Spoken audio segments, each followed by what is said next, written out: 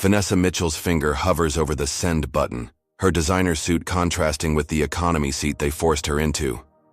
The flight attendant who denied her first-class tickets smirks nearby. One press, and 4 major airports will grind to a halt. She smiles and taps the screen. Before we dive into this incredible story, let me know where you're watching from in the comments. Has anyone ever underestimated you because of how you look? This powerful story about standing up to discrimination will leave you speechless. Hit that subscribe button and like this video to support more content that reveals the reality many face daily. Now, let's discover how one woman's stand against injustice brought an entire airline industry to its knees. The morning sun streamed through the windows of Vanessa Mitchell's downtown Chicago penthouse as she meticulously packed her Rimowa suitcase. At 38, Vanessa had achieved what many considered impossible. As the founder and CEO of Teknova Solutions, she had revolutionized the aviation industry with FlightSync, a sophisticated flight management software now powering 70% of North American commercial flights. Her journey hadn't been easy. Growing up in South Chicago with a single mother who worked 3 jobs, Vanessa learned early that she would need to work twice as hard to get half as far. Her mother had scraped together enough to send her to coding camp one summer when she was 12, igniting a passion for technology that would define her life. "You've got the investor meeting at 2, her assistant reminded her through the speakerphone as Vanessa selected a crisp navy pantsuit from her closet. "Thank you, Amara. The presentation is ready, and I've reviewed all the materials," Vanessa replied, her voice steady and confident despite the butterflies in her stomach. This meeting with international investors could expand FlightSync globally, potentially doubling Teknova's valuation overnight.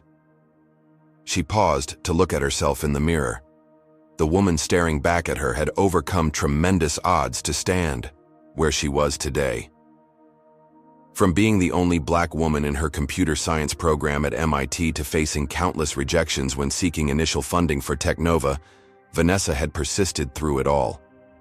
Her phone rang again. It was Dr. Eleanor Washington, her former professor and longtime mentor. "Today's the big day," Eleanor said warmly. "How are you feeling?"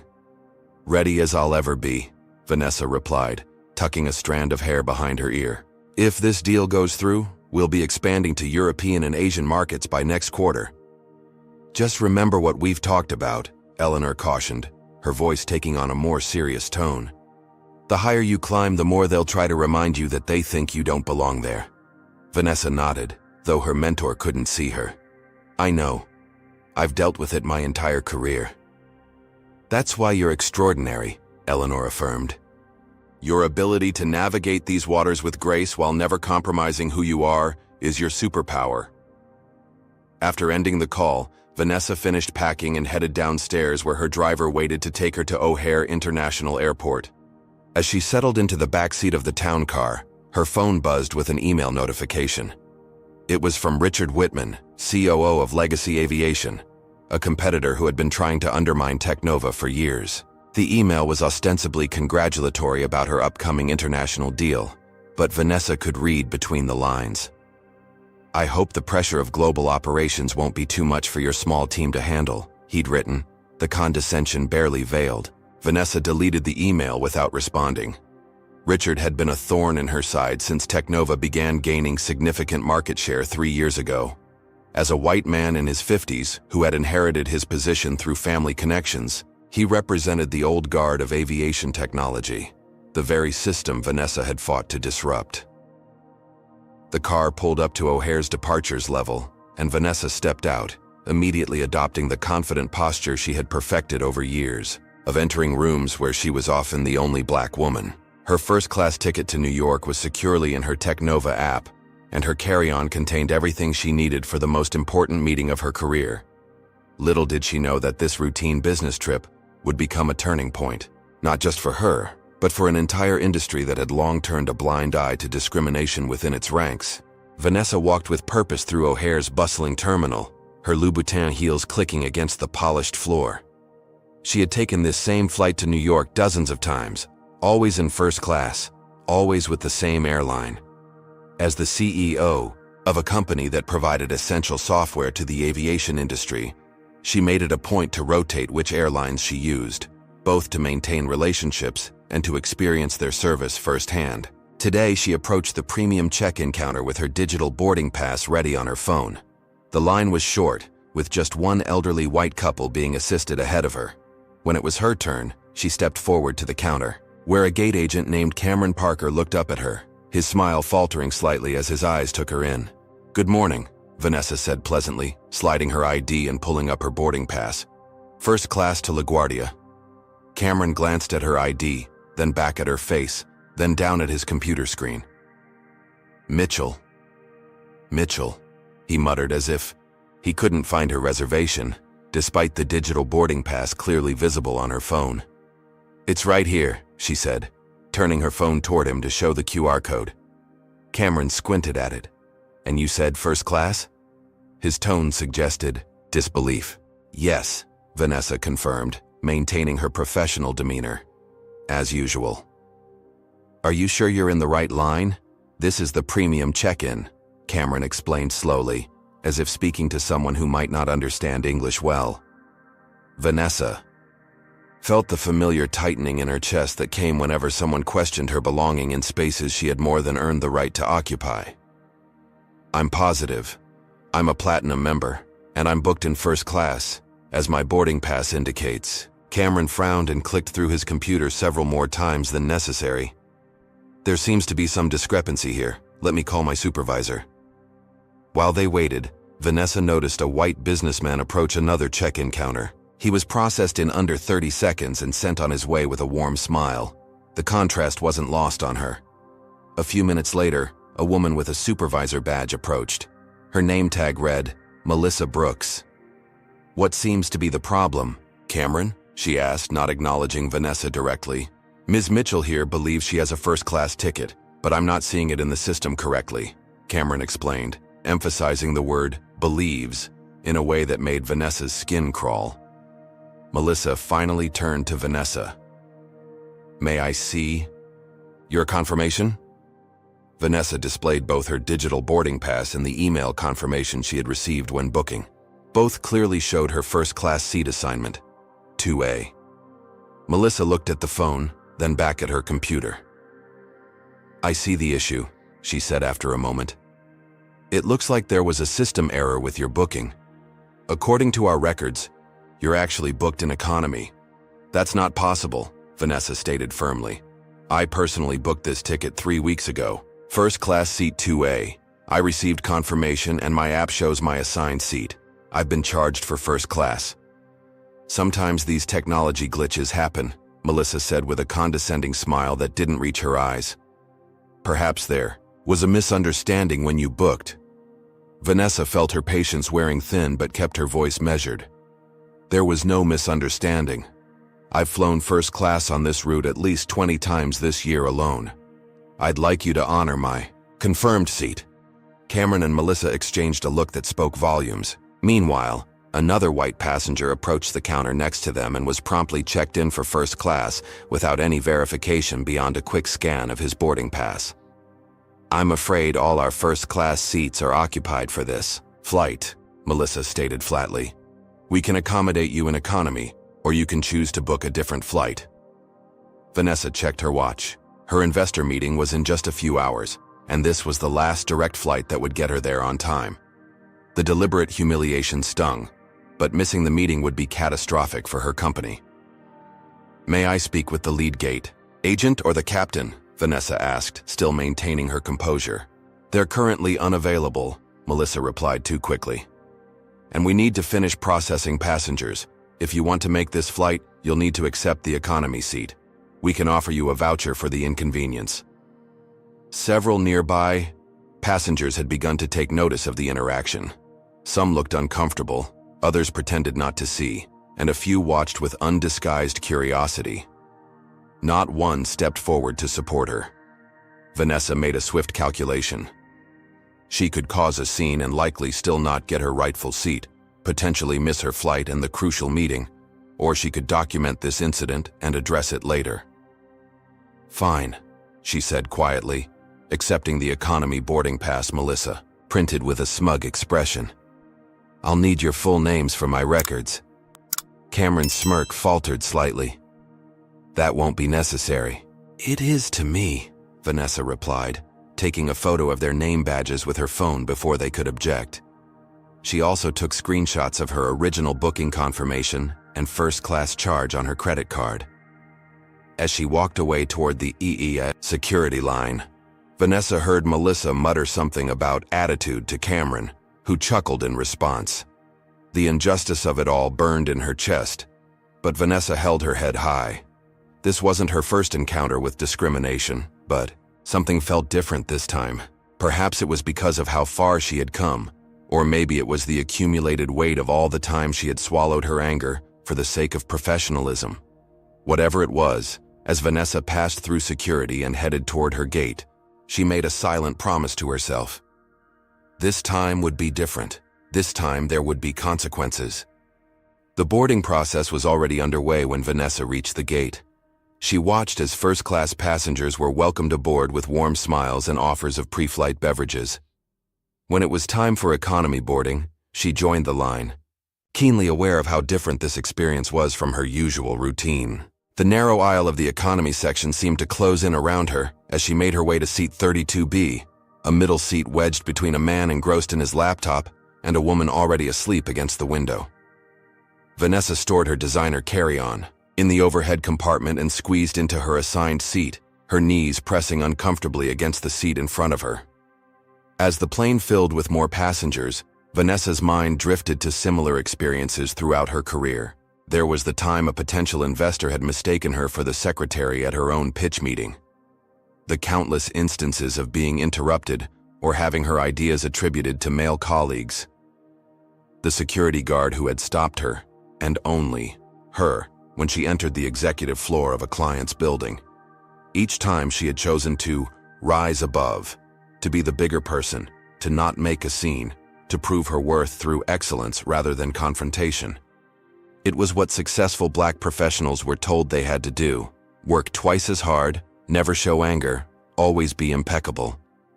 But what had that approach really achieved? Here she was, the CEO of a company whose technology these very airlines depended on, being treated like an imposter. The flight attendant named Jessica Reynolds moved through the cabin, performing final checks before takeoff. When she reached Vanessa's row, their eyes met briefly. Vanessa smiled politely, but Jessica's gaze quickly slid away, as if recognizing her from the check-in counter drama. "Excuse me," Vanessa said. "Could I have a glass of water before takeoff?" Jessica hesitated. "We'll be serving beverages after we reach cruising altitude," she replied curtly before moving on, though Vanessa noticed her offering a water bottle to an elderly white passenger just a few rows ahead. The small slight added to the mounting, evidence that this treatment was not random.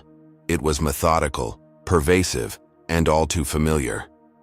Did they experience this same discrimination? Type yes in the comments if you've ever been treated differently based on your appearance. Hit the like button if you believe we need to expose these everyday injustices. And if you're wondering whether Vanessa should continue to rise above or finally take a stand, subscribe to see what happens next. What would you do if you were in Vanessa's position? Would you stay quiet to keep the peace, or would you use your power to demand change? As the plane reached cruising altitude, Vanessa discreetly connected to the in-flight Wi-Fi. She opened her email and began composing a message to her executive team, documenting the morning's events while they were still fresh in her mind. As she typed, she overheard a conversation between Jessica and another flight attendant who had paused in the aisle near her seat. "Can you believe the attitude?" Jessica whispered, just loud enough for Vanessa to hear.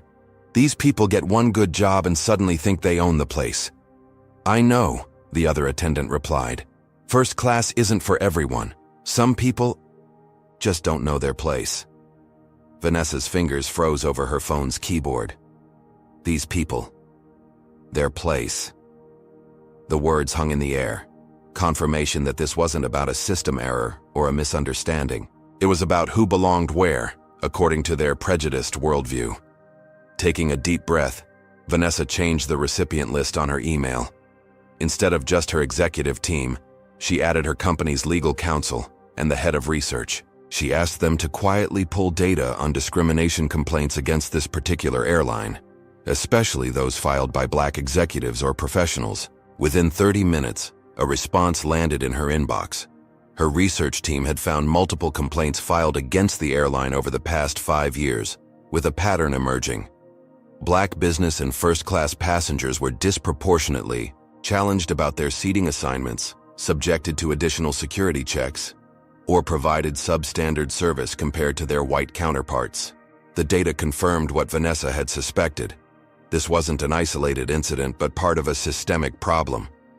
And as she scrolled through the testimonials of other Black professionals who had endured similar humiliations, something shifted inside her. For years, she had bought into the idea that success meant enduring these indignities with grace, that speaking out would brand her as difficult or angry, labels that could derail her career. But now, sitting in that cramped economy seat, while her rightful place in first class was likely occupied by someone who hadn't faced the same scrutiny, Vanessa saw the situation with new clarity. Her silence didn't just hurt her, it enabled this treatment to continue for others. Her acquiescence didn't earn her respect, it merely made her complicity more convenient for those perpetuating the discrimination. As the beverage cart finally reached her row and Jessica reluctantly served her with minimal eye contact, Vanessa made her decision.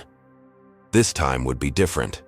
This time, she would use every resource at her disposal to ensure there were real consequences. Not just for her own vindication, but for every person who had ever been made to feel less than because of the color of their skin.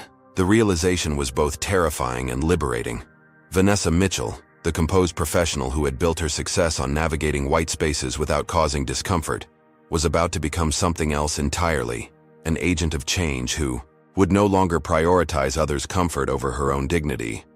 And as the plane continued its journey to New York, Vanessa began formulating a plan that would send shockwaves through an industry that had taken her technology, but not her humanity seriously. Vanessa's town car pulled away from LaGuardia Airport, merging into the dense New York City traffic. On the surface, she maintained her usual composed demeanor, spine straight, expression neutral, responses measured. But internally, her mind was racing, formulating a strategy that would ensure this incident didn't simply become another anecdote about the indignities Black professionals routinely endured. Her phone rang. It was Anthony Richardson, Technova's lead legal counsel, calling, as requested in her email from the plane. "I'm already at your hotel," Anthony informed her as she answered. "Got the first flight out when I saw your message. This is serious, Vanessa." "I know," she replied, watching the city skyline come into view. "Meet me in the lobby in 20 minutes." Upon arrival at the Langham Hotel, Vanessa spotted Anthony immediately, tall and distinguished in his tailored suit, a serious expression on his face. They headed directly to a private meeting room he had arranged. "Before we discuss options," Anthony began once they were seated, "I want to be clear about something. We could go the conventional route, file a discrimination complaint, possibly pursue a lawsuit. You'd likely win a settlement, they'd issue a public apology, promise to do better, and nothing would fundamentally change." Vanessa nodded. "Exactly why I wanted to talk strategy. This isn't about compensation or an apology. It's about creating actual consequences for systemic discrimination." Anthony leaned forward. "Then we need to consider leveraging Technova's position. FlightSync isn't just software to these airlines, it's their operational backbone." "The thought had crossed my mind," Vanessa admitted, recalling a memory from 4 years earlier. She remembered the skeptical faces of airline executives when she first presented FlightSync, how they had questioned whether a company led by a Black woman could really deliver mission-critical aviation software, how one had even joked within her earshot about affirmative action tech, how they had only taken her seriously after a white male investor had vouched for her company's capabilities. "We need to gather irrefutable evidence," Vanessa decided. "Not just of my experience today, but of the pattern." Anthony nodded. "I've already submitted requests for the security footage from O'Hare, and our team is compiling a comprehensive report of discrimination complaints against this airline, focusing on similar incidents with Black passengers in premium classes." "Good. But we need more. Can we reach out to others who've experienced this? Create a coalition?" "Already on it," Anthony confirmed. Based on social media data and public complaints, we've identified 27 Black executives who've documented similar experiences with this same airline in the past 18 months alone. I've drafted outreach messages if you approve." Vanessa was impressed but not surprised by Anthony's thoroughness. It was why she had hired him. He understood that in corporate America, Black professionals couldn't just be good, they had to be exceptional. "Send them," she authorized. "And let's get Aisha Johnson involved." Aisha was an investigative journalist who had been researching discrimination patterns in the airline industry for years. Her involvement would ensure this story wouldn't be easily dismissed or buried. "There's something else you should know," Anthony said, his expression darkening. "We found communications suggesting Richard Whitman at Legacy Aviation has been cultivating relationships with this airline's executive team, specifically targeting our contract renewal next quarter." Vanessa's eyes narrowed. Richard's email that morning suddenly made more sense. He hadn't just been condescending, he'd been gloating because he thought he was orchestrating her downfall behind the scenes. "So this might not have been random," she concluded. "They might have had my name flagged." "It's possible," Anthony agreed. "Either way, it adds another dimension to our response strategy." Vanessa stood and walked to the window, looking out at the Manhattan skyline as she considered her next move. The investor meeting was in less than an hour, and despite the morning's events, she needed to be fully present for it. But afterward, "Anthony, call James at the office. I need him to check if our emergency protocol access is still active." Anthony looked surprised. "The override system? That's only supposed to be used for critical safety situations, I know," Vanessa finished. "For now, I just need to know if it's operational. We won't decide anything until we see how the airline responds to our formal complaint." Anthony nodded, though his expression revealed concern about the direction Vanessa was considering. "I've spent my career being reasonable, professional, and accommodating," she said, reading his thoughts. "I've smiled through insults, worked around barriers, and pretended not to notice when I was the only one being scrutinized. And what has it gotten me? A company that relies on my technology still felt comfortable putting me in my place today." She turned from the window, a new resolve hardening in her eyes. "Sometimes, Anthony, the only language corporations understand is their bottom line. If they want to show me that my dignity is worth less than their prejudice, I'm prepared to show them exactly how much that prejudice will cost them." The determination in her voice left no room for doubt. Vanessa Mitchell was no longer playing by rules designed to keep her at a disadvantage. She was about to rewrite them entirely. 3 hours after her successful investor meeting, Vanessa sat in her hotel suite, reviewing the formal complaint Anthony had drafted to the airline's executive team. The document was comprehensive, detailing not only her experience, but placing it within the context of 27 similar incidents documented by other Black executives and professionals. Her phone rang with an unknown number. "Vanessa Mitchell speaking," she answered. "Ms. Mitchell, this is Benjamin Hayes from Customer Relations at Atlantic Airways," came a practiced, solicitous voice. "I'm calling regarding the, misunderstanding at O'Hare this morning." Vanessa put the call on speaker so Anthony could hear. "It wasn't a misunderstanding, Mr. Hayes. It was discrimination, as detailed in the formal complaint my legal team submitted an hour ago." There was a pause. "Well, we certainly regret any impression of unfair treatment," Benjamin continued, his tone suggesting this was a routine customer dissatisfaction call. "We value all our passengers and would like to offer you a voucher for future travel as a gesture of goodwill." "A voucher," Vanessa repeated flatly, "for being humiliated and denied the first-class seat I purchased because of racial bias. Now, Ms. Mitchell, we can't know that was the reason. I have evidence suggesting otherwise, Mr. Hayes. Security footage, witness statements, and documentation of a pattern of similar incidents targeting Black passengers. A voucher is not an appropriate response." Benjamin's voice turned frosty. "What exactly are you looking for, Ms. Mitchell?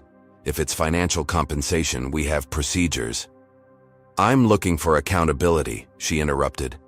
"Termination of the employees involved, a public acknowledgement of the discrimination pattern, and implementation of company-wide anti-bias training with measurable outcomes. That's not something I'm authorized to discuss, Benjamin stammered. I'll have to escalate this to our legal department. Please do, Vanessa replied calmly. They have 24 hours to provide a substantive response before we explore all available remedies. After ending the call, Vanessa turned to Anthony. They're not taking this seriously. No surprise there, Anthony replied, opening his laptop. Take a look at this. He showed her an internal communication from the airline that their team had obtained through a contact. The email, sent between management members after her complaint was received, contained the dismissive line, "These people always complain when they don't get special treatment. Offer the standard voucher and it'll go away." Vanessa felt a cold anger solidify in her chest. "These people," she repeated softly. Her phone buzzed with an incoming text from James, her chief technology officer. "Emergency protocol access confirmed. Operational. Awaiting your instructions." Meanwhile, across town at Atlantic Airways corporate headquarters, operations manager Diane Lewis frowned at her screen, reading Vanessa Mitchell's complaint. "We might want to take this one more seriously," she suggested to her supervisor, Lawrence Stanford, the airline's CEO. "Technova provides our flight management software, and these allegations are concerning."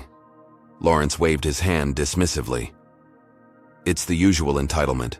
Someone didn't get the royal treatment they think they deserve, so they cry discrimination. Send it to legal with the others. But sir, there's evidence of a pattern here, and Mitchell is well connected. Her company is—" "I know who she is," Lawrence interrupted irritably. "Just because she runs a tech company doesn't mean she gets special handling. We've got dozens of complaints every day. Follow protocol." As Diane reluctantly filed the complaint, her phone lit up with a notification. Richard Whitman from Legacy Aviation was trying to reach Lawrence.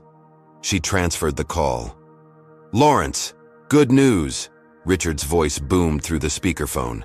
"Our team has finalized the proposal to replace Technova's system with our Legacy Flight Command software. As discussed, we can offer a 10% discount if you sign before their contract renewal next quarter." Lawrence smiled. "Perfect timing, Richard.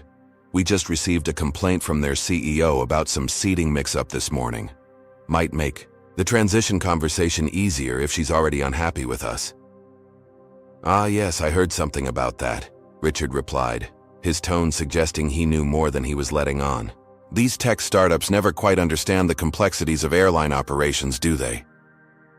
After the call ended, Diane sat uncomfortably with what she had overheard. It sounded as though the decision to move away from Technova had been made before any legitimate evaluation of Legacy's product, and possibly even before Vanessa Mitchell's complaint. Something felt off about the whole situation.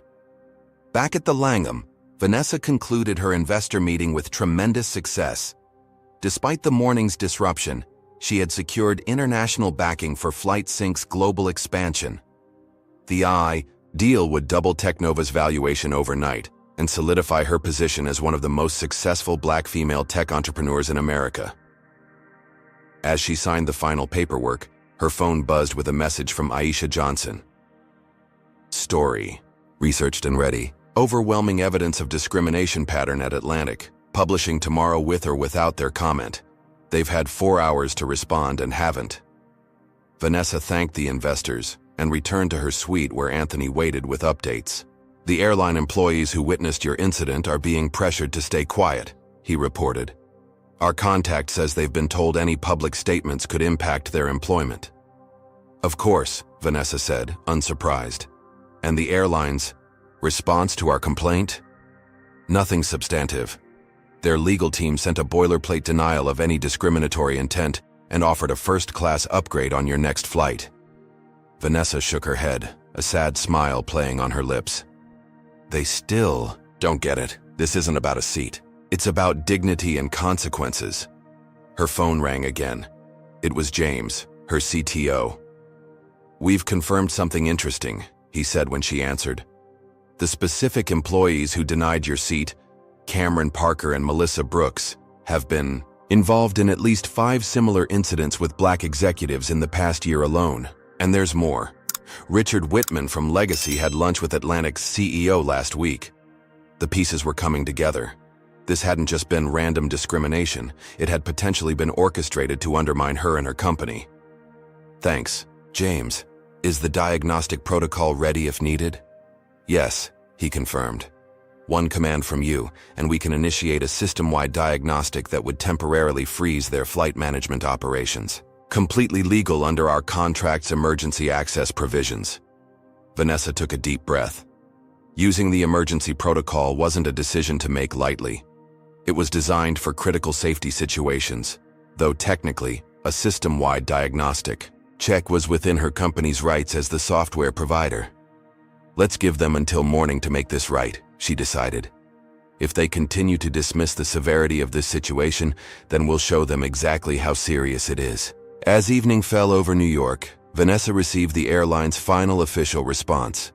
They would not be taking any meaningful action, maintained there was no evidence of discrimination, and considered the matter closed with their offer of a travel voucher. The message was clear. They believed there would be no real consequences for their actions. They were about to learn how wrong they were. Dawn broke over Manhattan as Vanessa stood at her hotel window, watching the city come alive.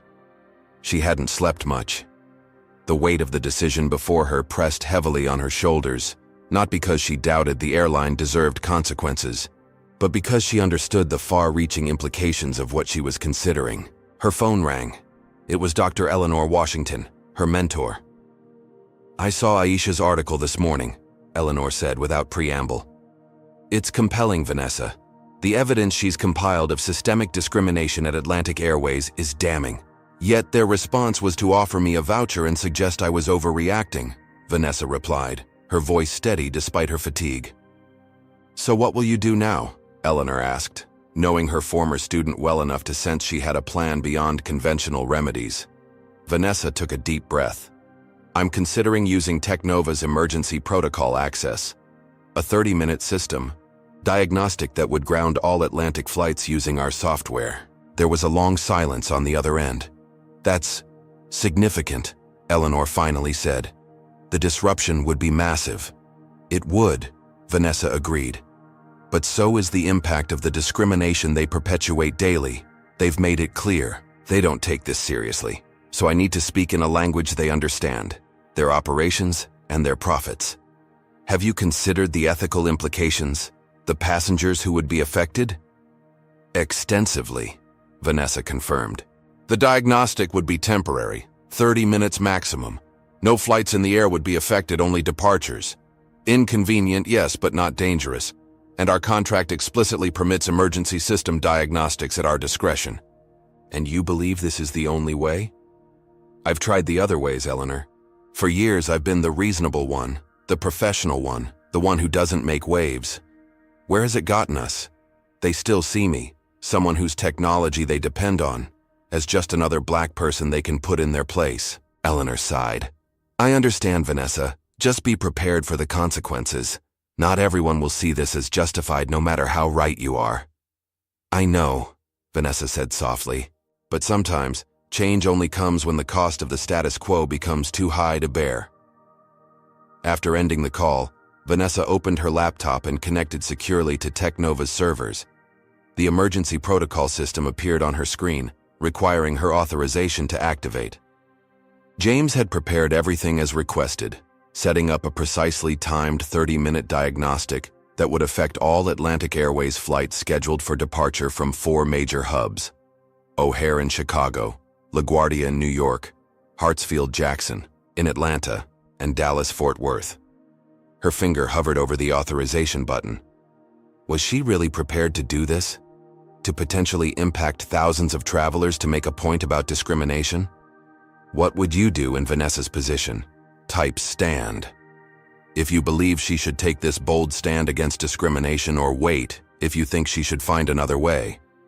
Like this video if you've ever had to make a difficult choice between keeping the peace and standing up for what's right. And subscribe to find out what consequences Vanessa faces for her decision. Would you risk your professional reputation to fight systemic injustice, or would you play it safe? Vanessa thought of all the people who had shared their stories after. Aisha's article was published. Hundreds of black passengers who had experienced similar treatment, whose dignity had been violated, whose complaints had been dismissed. She thought of the airline executives who believed they could continue this behavior without consequence because the victims had too much to lose by fighting back. She thought of her younger self, the girl from South Chicago, who had been told repeatedly that she didn't belong in the spaces she had fought to enter. And she thought of all the young black women and men watching her now, looking to see if someone with power would finally say, "Enough." Vanessa sent one final email to Atlantic Airways CEO, Lawrence Stanford. It was brief and to the point. "This is your last opportunity to acknowledge the discrimination that occurred, terminate the employees responsible, and commit to systemic changes. You have 1 hour to respond." The email went unread, sitting in Stanford's inbox as he attended his morning golf game.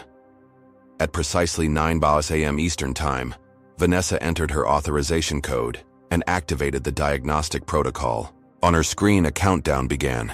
30C, 2959, 2958. At O'Hare International Airport, Cameron Parker frowned at his terminal as it suddenly displayed an error message. "System entering diagnostic mode," it read. "Normal operations suspended. For maintenance. Estimated duration, 30 minutes. Similar messages appeared on screens throughout Atlantic's operation centers across the country. Gate agents found themselves unable to process boarding passes.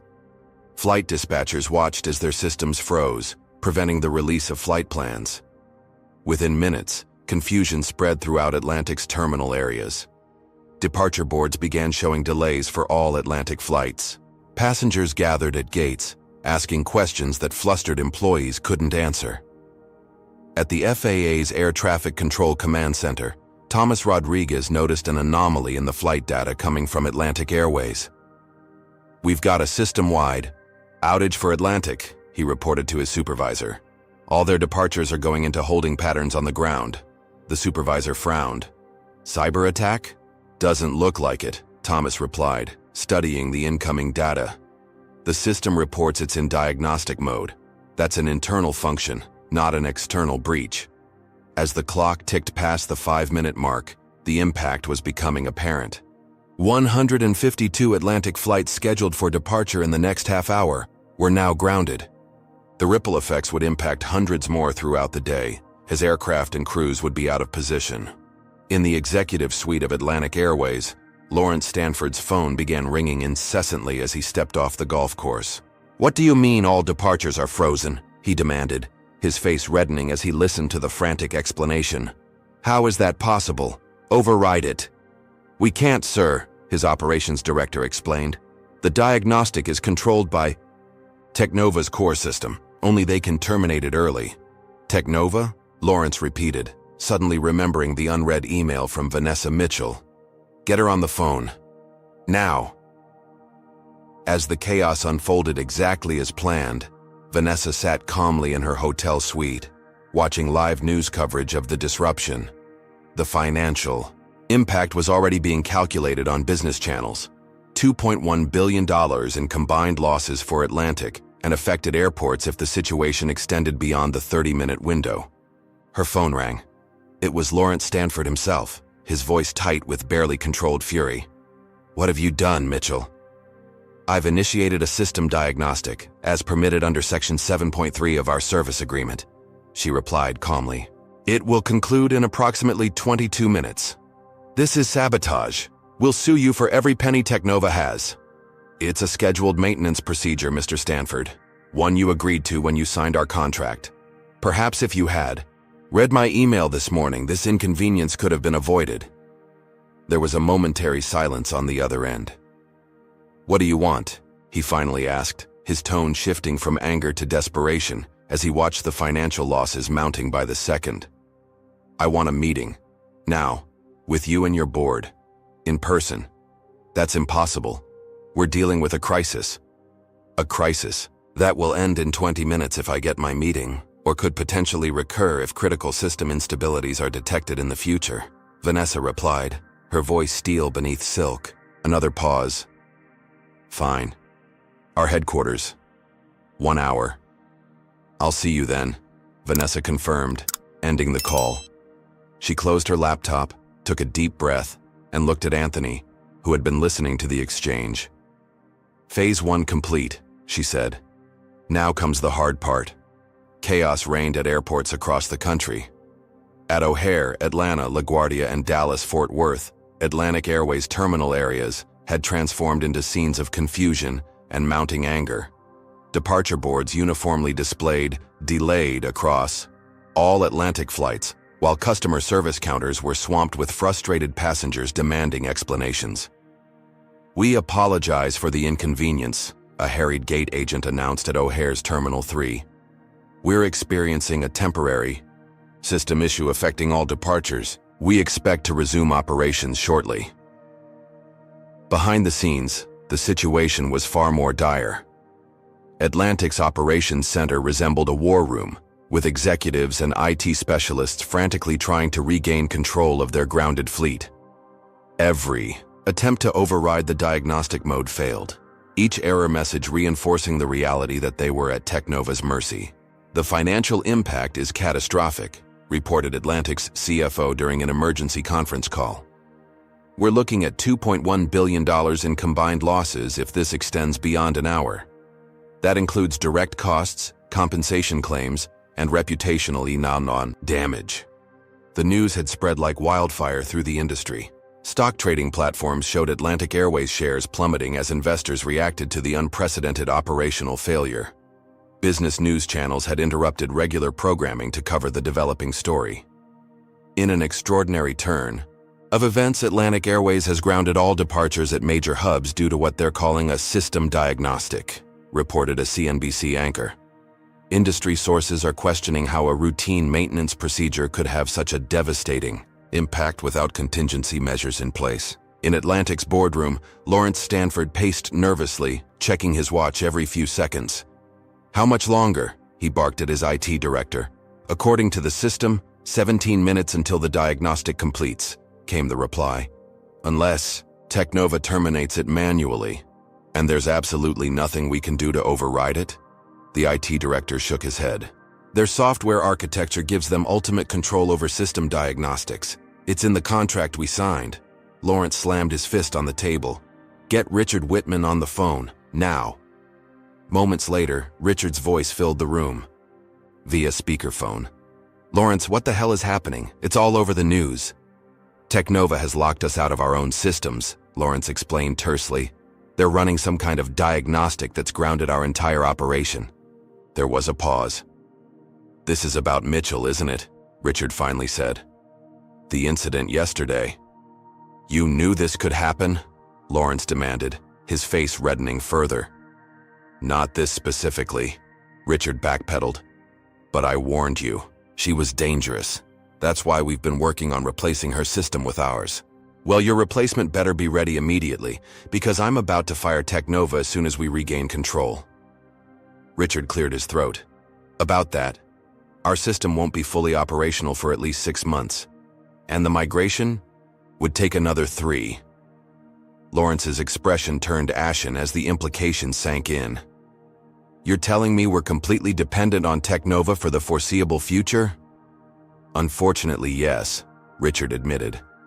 "FlightSync is deeply integrated into your operations. There's no quick replacement." As this reality dawned on the Atlantic executives, social media was exploding with speculation about the cause of the disruption.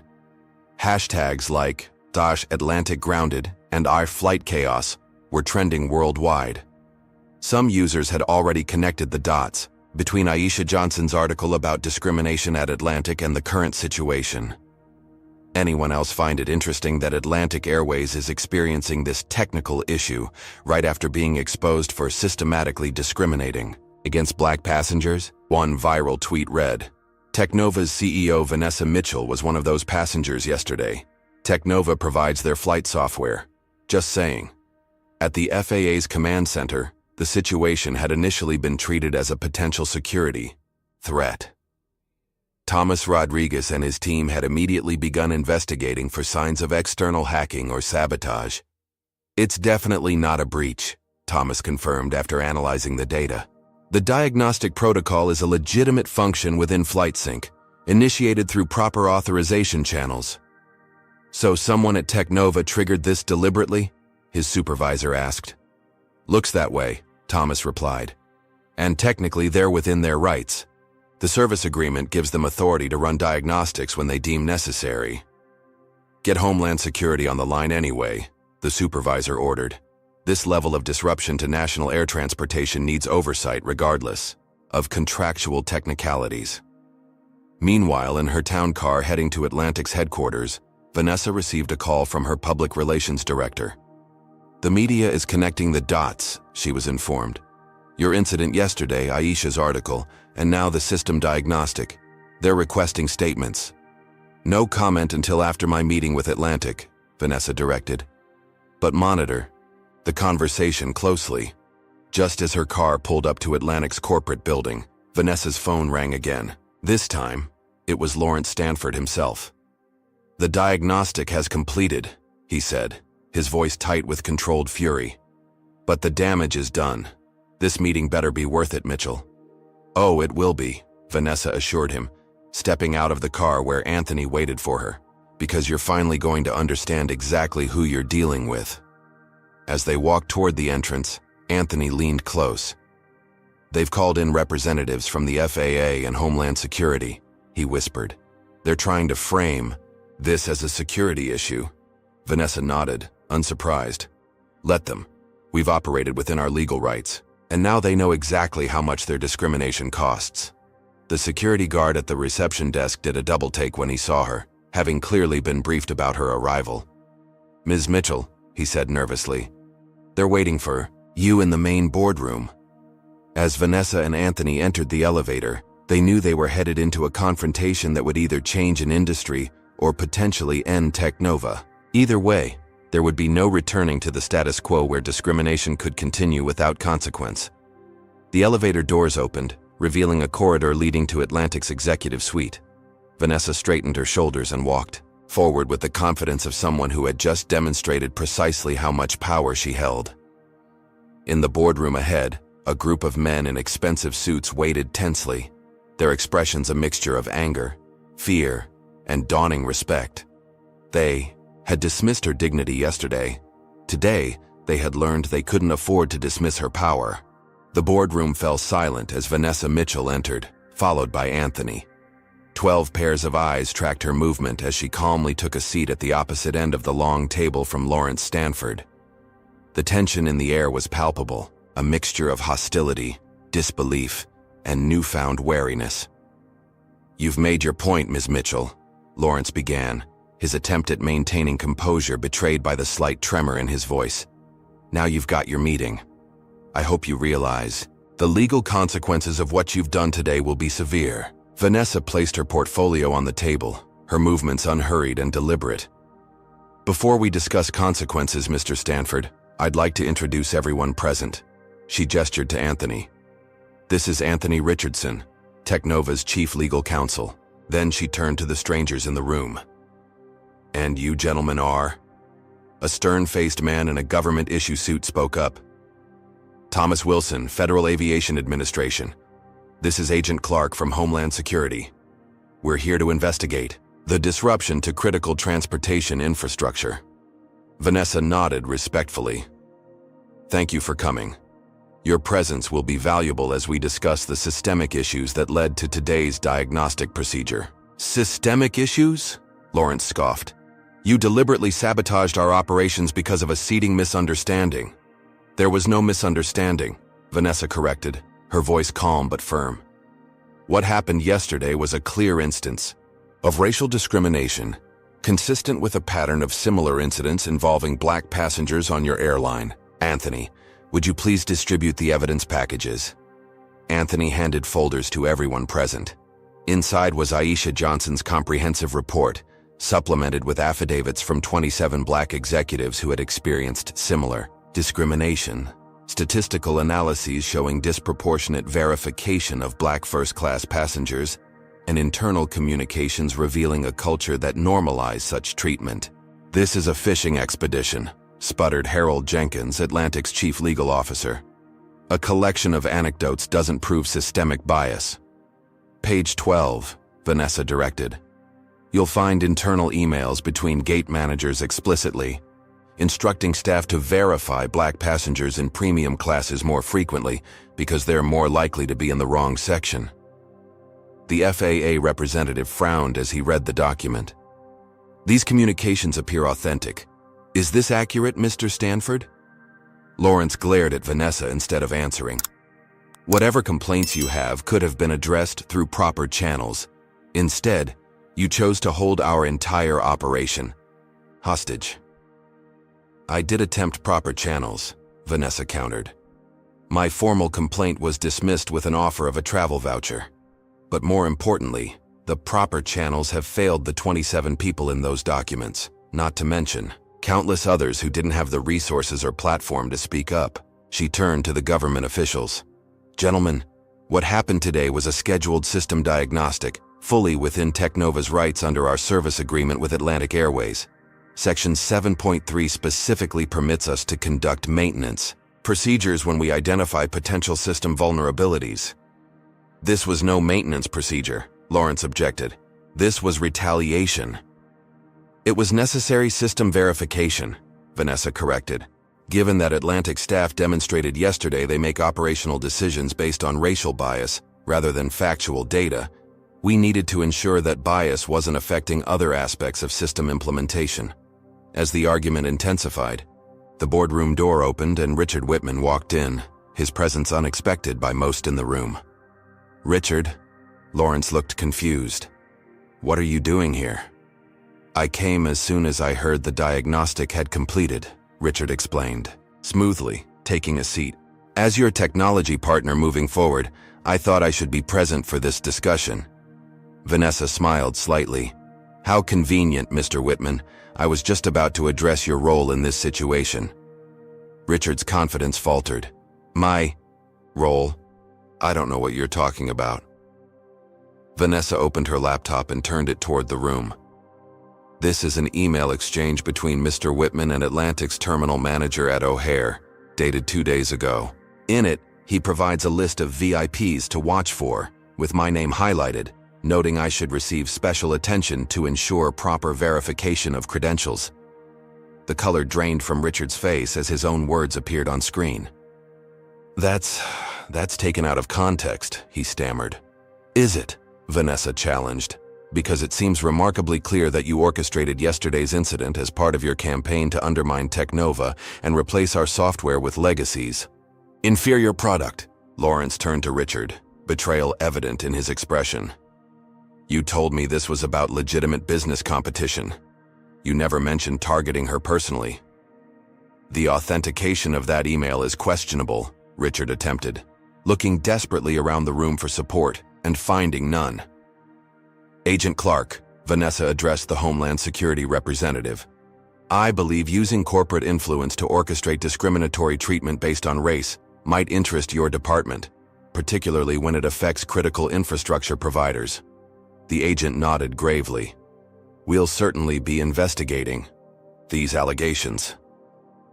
As Richard squirmed uncomfortably, Lawrence Stanford seemed to realize his position was deteriorating rapidly. The evidence of discrimination was substantial, the collusion with Richard increasingly apparent, and the technical dependency on Technova undeniable. What exactly do you want, Ms. Mitchell? He finally asked, his tone notably more subdued. Vanessa closed her laptop and leaned forward. I want accountability and meaningful change, not just for me, but for everyone who has experienced discrimination at Atlantic Airways. She outlined her non-negotiable demands. Public acknowledgement of the discrimination pattern, termination of the employees directly involved in her incident, company-wide anti-bias training with measurable outcomes, and the hiring of a chief diversity officer with actual authority. This is extortion, muttered one board member. This is consequence, Vanessa corrected, something that has been notably absent when it comes to discrimination in your company. The room fell silent. As the reality of their situation became clear, several board members whispered urgently to each other, calculating the financial implications of refusing Vanessa's terms versus the mounting losses from extended system instability. And if we refuse? Lawrence finally asked, though his tone suggested he already knew the answer. Then we would have serious concerns about Atlantic's commitment to implementing our technology properly, Vanessa replied evenly. FlightSync requires regular diagnostics to maintain optimal performance. Today's procedure was scheduled for 30 minutes. Future necessary diagnostics might require longer periods. The implied threat hung in the air. With 152 flights already grounded and cascading delays affecting hundreds more, the prospect of extended or repeated diagnostic episodes was unthinkable. You wouldn't dare, Lawrence challenged, but without conviction. Mr. Stanford, Vanessa said, her voice quiet but penetrating. Yesterday your employees decided I didn't belong in first class despite my valid ticket. Today I demonstrated that without Technova, your planes don't belong in the sky. Which of us has more to lose by continuing this confrontation? The board members exchanged glances, a silent consensus forming. Finally, Harold Jenkins, the legal officer, cleared his throat. Perhaps we should discuss these terms in more detail. As the negotiation proceeded, Richard Whitman attempted to slip out unnoticed, only to find his path blocked by Agent Clark. We'll need to ask you some questions about those emails, Mr. Whitman. Within an hour, documents were being drafted and signed. Atlantic Airways would make a public statement acknowledging the discrimination Vanessa had experienced and committing to systematic changes. Cameron Parker and Melissa Brooks would be terminated immediately. Anti-bias training would begin within 2 weeks, and a search for a qualified chief diversity officer would commence with Vanessa's input on the selection committee. As the last signature was applied, Vanessa stood and closed her portfolio. Gentlemen, I look forward to a more equitable relationship moving forward. She turned to leave, then paused at the door. Oh, and Mr. Stanford? FlightSync will continue operating normally now that our concerns have been addressed. But remember, we'll be watching very closely to ensure these changes aren't just on paper. With that, she walked out, leaving behind a room of powerful men who had just learned that discrimination wasn't just morally wrong. It was also bad for business. 1 month after what media outlets had dubbed the FlightSync standoff, Vanessa Mitchell sat in her Chicago office watching CNN's business report. Atlantic Airways stock has rebounded following their comprehensive anti-discrimination initiative, the anchor announced. The airline's public acknowledgement of racial bias issues and subsequent reforms have been praised by industry watchdogs and civil rights organizations alike. The screen showed footage of Atlantic's new chief diversity officer, Dr. Gabrielle Turner, a respected scholar in organizational equity, speaking at a press conference. This isn't about checking boxes, Dr. Turner was saying. This is about fundamental cultural change throughout our operations. Vanessa smiled slightly as she muted the television. The aftermath of her stand against Atlantic had been both more challenging and more rewarding than she had anticipated. The initial public reaction had been deeply divided. Many had praised her courage in using her position to force accountability for discrimination that would have otherwise been ignored. Technova standoff had trended for days, with thousands sharing their own experiences of discrimination in spaces where they didn't belong according to someone else's prejudiced view. Others had criticized her methods, arguing that disrupting air travel for thousands of passengers was disproportionate retaliation for a personal slight. Several opinion pieces had questioned whether she had abused her company's power, setting a dangerous precedent for tech providers to hold critical infrastructure hostage. The FAA and Department of Transportation had launched investigations into both Atlantic's discriminatory practices and Technova's use of system diagnostics. Ultimately, they had cleared Vanessa of wrongdoing, acknowledging that the diagnostic procedure was within contractual rights, while issuing a formal warning to Atlantic Airways for systematic violations of anti-discrimination laws. Richard Whitman hadn't fared as well. The evidence of his orchestrated harassment had led to his resignation from Legacy Aviation amid a separate investigation into corporate sabotage. His replacement had taken a notably more collaborative approach with Technova, focusing on legitimate competition rather than underhanded tactics. A knock at her office door interrupted Vanessa's thoughts. It was James, her CTO. "The new implementation is ready," he announced. "Atlantic's updated training protocols have been integrated into FlightSync's onboarding module." Every employee who accesses the system will now complete anti-bias training as part of their certification. Excellent, Vanessa nodded. And the tracking metrics? In place, James confirmed. We'll have anonymized data on how staff interact with passengers across demographic categories. Any statistical anomalies will trigger automatic reviews. This technical solution to bias monitoring had been Vanessa's idea, using Atlantic's dependency on flight sync as leverage not just for punishment, but for ongoing accountability.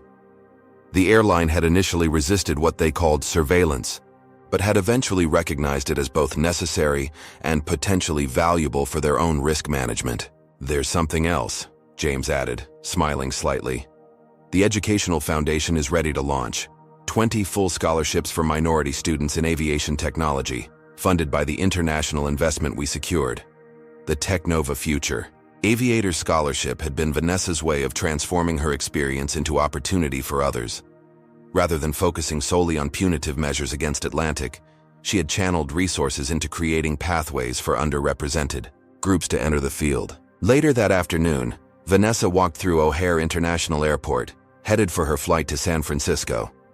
The terminal looked the same as it had a month ago, but subtle differences were apparent to her trained eye. The staff was noticeably more diverse. Signs in multiple languages directed passengers to customer service representatives, specifically trained in addressing discrimination concerns. As she approached the premium check-in counter, she recognized a familiar face, Jessica Reynolds, the flight attendant who had treated her dismissively during the infamous flight. Jessica looked up, recognition and alarm flashing across her face as she saw Vanessa. "Good afternoon," Vanessa said pleasantly, presenting her first-class ticket and ID. Jessica hesitated, clearly expecting confrontation or perhaps retribution. After all, Melissa and Cameron had been fired. Why not her? "Ms. Mitchell," Jessica finally managed, her voice unsteady. I want to apologize for how I treated you on that flight. There's no excuse." Vanessa studied her for a moment. "You're right, there isn't, but there is room for growth." Jessica looked surprised at this response. "I've been through the new training program," she offered hesitantly. "It's made me realize how many assumptions I was making without even knowing it." "Awareness is the first step," Vanessa acknowledged. "But it's what you do with that awareness that matters." "I understand if you want to report me," Jessica said, bracing herself. Vanessa shook her head. "Punitive measures alone don't create lasting change, Ms. Reynolds. Sometimes what's needed is the opportunity to do better once you know better."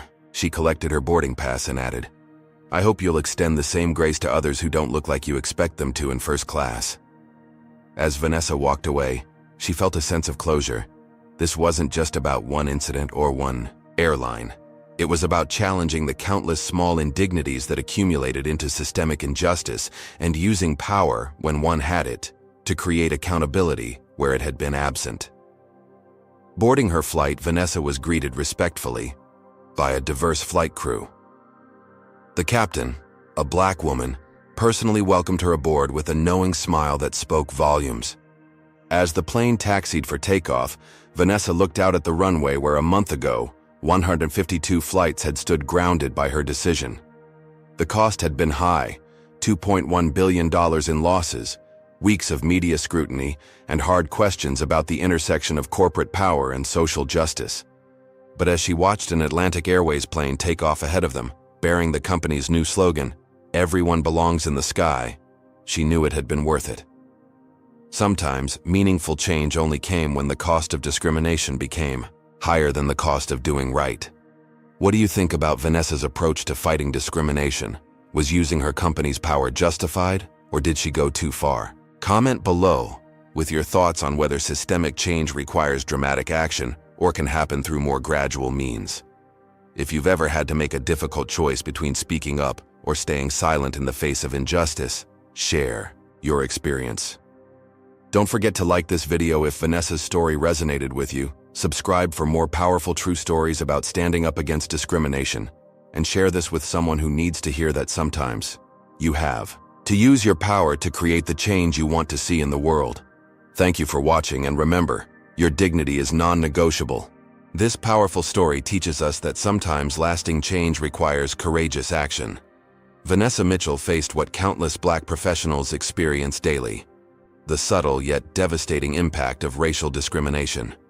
Rather than accepting the injustice, she leveraged her unique position of power to force accountability where traditional methods had failed. The lesson isn't just about fighting back. It's about understanding that systemic problems require systemic solutions. When institutions protect discriminatory behavior because it costs them nothing, making that behavior expensive becomes necessary. Vanessa didn't just seek personal vindication. She created mechanisms for ongoing accountability and opened doors for others through education and opportunity. This story also highlights the difference between having power and wielding it responsibly. Vanessa used her leverage not for revenge, but for meaningful change that would benefit others facing similar discrimination. She understood that true justice isn't about punishment alone, but about creating systems where dignity is non-negotiable for everyone. What would you do if you had the power to change an unjust system? Have you ever witnessed discrimination and wished you could do something about it? Share your thoughts in the comments below. If this story resonated with you, please hit the like button and subscribe for more powerful stories about standing up against injustice. Share this video with someone who needs to be reminded that their dignity matters and should never be compromised. Thank you for watching, and remember, sometimes the most powerful act is refusing to accept the unacceptable.